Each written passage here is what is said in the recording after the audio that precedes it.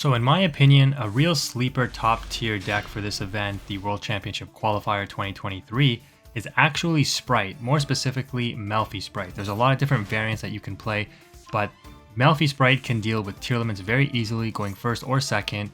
It can deal with a lot of the other decks that are in the meta like Floowandereeze, Exosister, and it's very good against Rogue. In this matchup here, you're seeing me go second against Tearlaments, and we stop the opponent's Mill 5 because Spright plays so many hand traps. Pure Spright, Melfffy Spright, which is pretty much Pure Spright. In this version though, I am playing Pure Spright because I forgot to craft the Melfffy cards, but I probably will be playing Melfffy moving forward.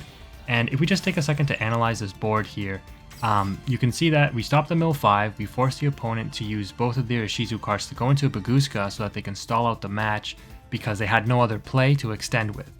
So what do we do? Well, we had Swap Frog and Ronin Totem, so we can special summon Swap Frog by discarding Ronin Totem, and then inherently special summon Spright Red. What does this do? It saves our normal summon. We can go Codebreaker, Battle Phase, Beat over Bagooska, Main Phase 2, Beaver, and go full extension from there. So this setup is really strong, and this way we avoid getting the additional Mill 5 off of the Kelbeck, which is really strong, but we do put a Grave Shuffler in the graveyard, which is an interruption against Spright. One of the weaknesses that it has against the Shizu tier. And then the other weakness is stuff like this, Haveness triggering. The opponent gets a really good mill here, double Rhino and Merly, but do they have a Tearlament card in hand to activate Rhino? It doesn't look that way. So we're going to force the Shuffler out by called buying the Merly here. That's going to force them to shuffle it back into the deck, which would prevent the fusion anyways. But the opponent reveals their face down card is Crime. So because now they control the Tearlament monster in the Haveness, their Crime is live, meaning that they can just discard this card or send it to the graveyard and negate and shuffle the called by back into our deck. That's exactly what they do, and they reveal that they had Chaos Hunter. So interesting tech options there. The opponent is going to put back the Rhino and the Merly to bring out Kit Kalos. That's going to give them a search, obviously. So what do we do from here? They grab Merly. That means they have follow-up during next turn.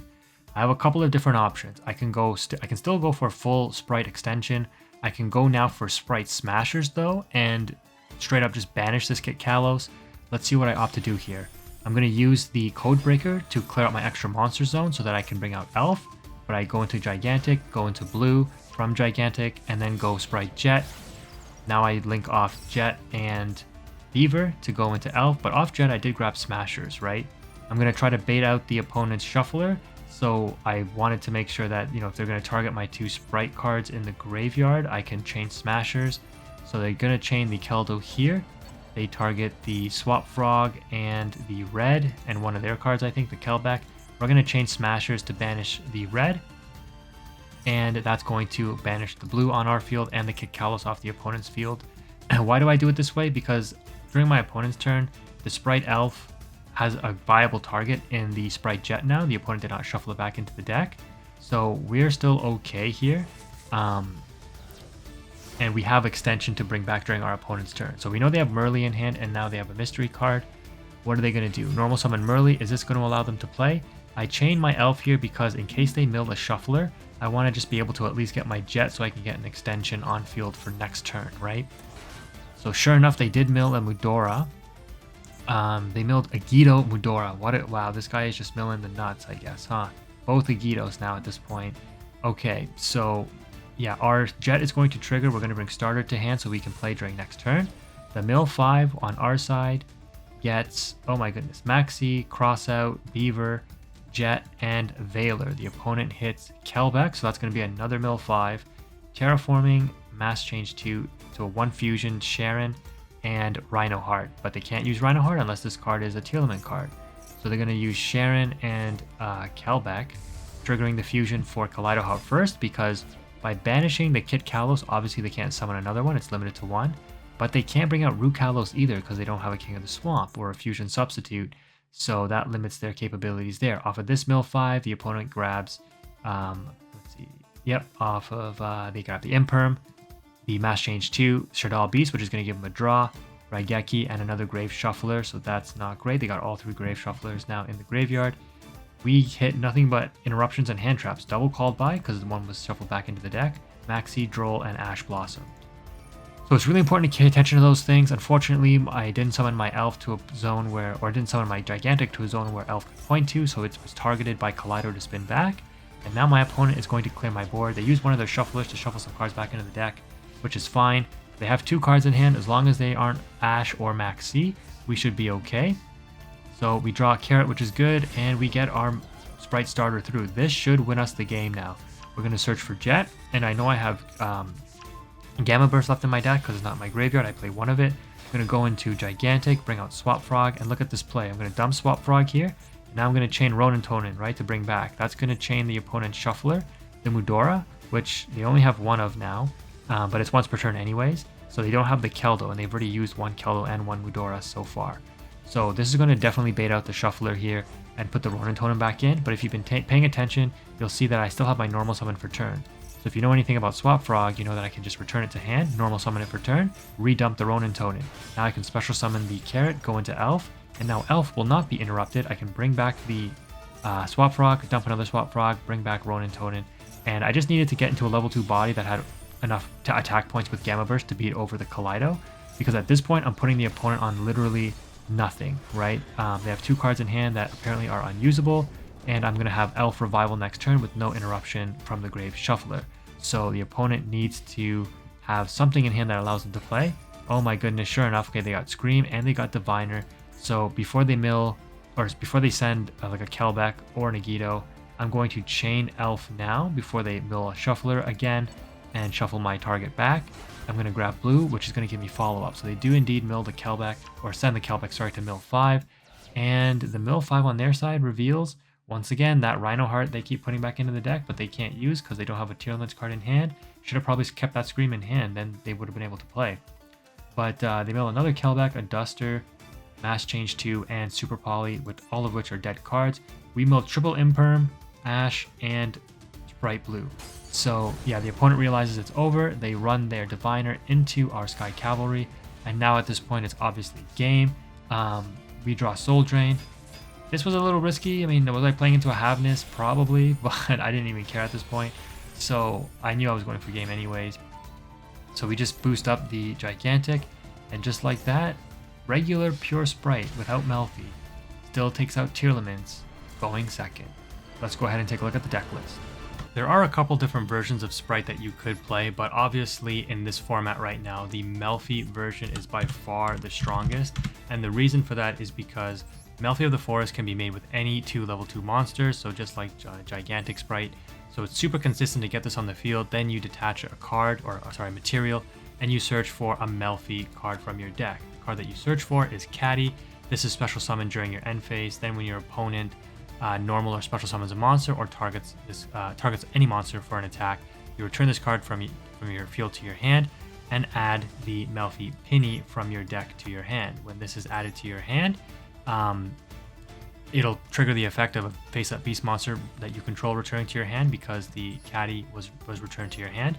And then you can special summon this card and immediately synchro summon using only this card you control and Melfffy monsters in your hand, which means you use the Caddy that just got put back in your hand and the Penny, and you go into Herald of the Arc Light.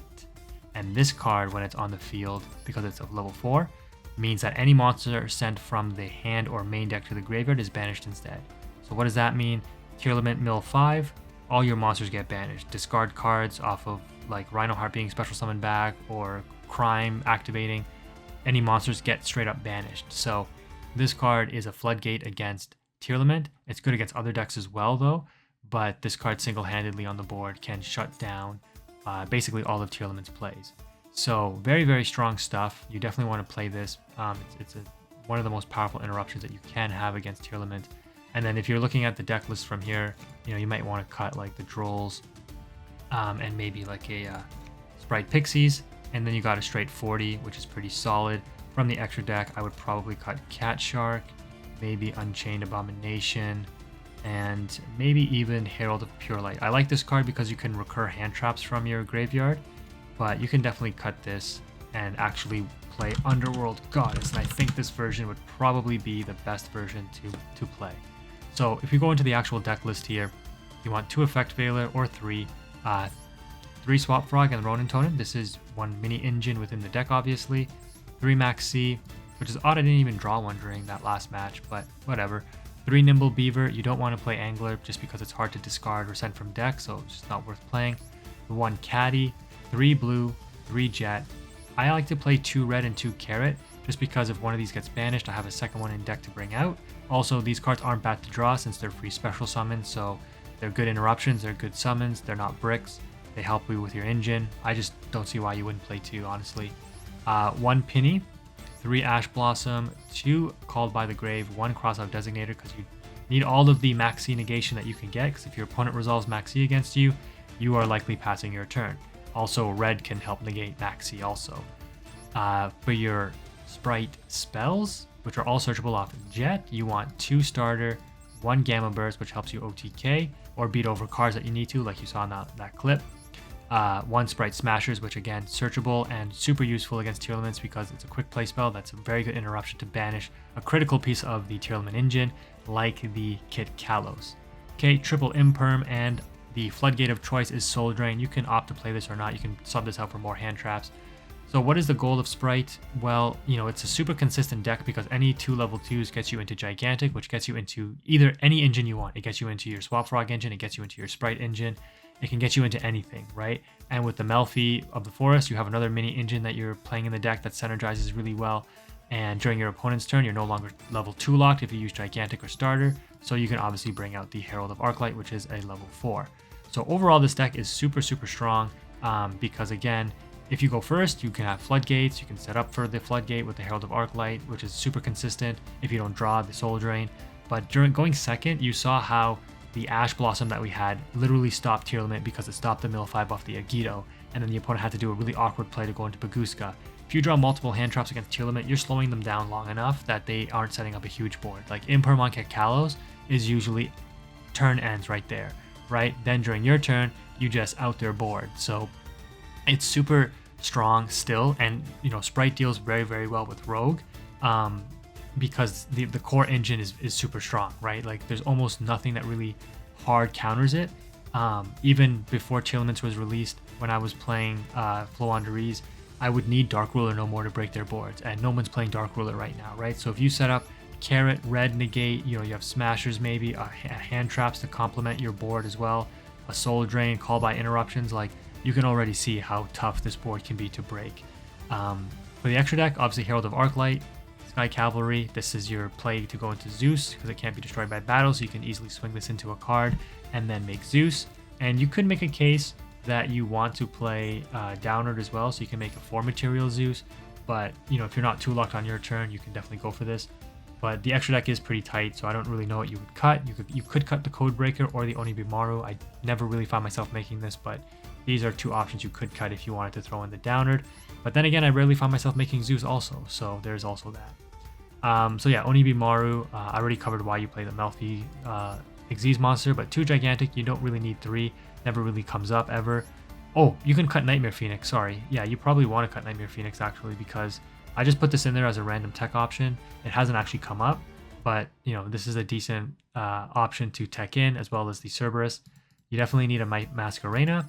Codebreaker is a good tech option as well. You can see that it pretty much won us the game having this in our extra deck, because we were able to play right away after that Bagooska and forced out the opponent's hand. So without this card, we would have just had to have passed with like nothing, and then the opponent can just go full combo from there, switching Bagooska to attack mode. So 2 Spright Elf, I've played 3 before, and never really comes up, so 2 is a perfectly fine ratio in my opinion. 1 Nightmare Unicorn for the interruption during your opponent's turn with the IP Masquerena, same with the Avermax, and same with the Underworld Goddess. So that's the deck list, and that's kind of the basics of why it works the way it does. There's a lot of smaller engines in this deck that work very well, obviously, with the overall package, because everything is level 2. And because of that, you can see why, paired with hand traps, you can really do a lot of damage in the Duelist Cup, because, like I said, against Tearlament, you have enough solid interruption, but against rogue decks, like Imperm, Ash Blossom against Floowandereeze, I lose to Spright now. Like, there's almost nothing I can do going first or second. Going second, you know, they set up Red, they set up Carrot. I don't play Dark Ruler anymore. I can't play through that usually, right? Going first, they Imperm, they Ash Blossom, they Veiler. really tough to get around, right? I need like Book of Moons and Advent of Adventures. Now I need to draw specific combinations of cards in order to play. Like, yeah, this deck can deal with a lot of the meta, which is why it's a pretty good option still. So if you have the cards, don't sleep on Spright. Don't be cheap like me. I've got 580 ultra rare points on this account. Make the Melfffy of the Forest and do well in the Duelist Cup.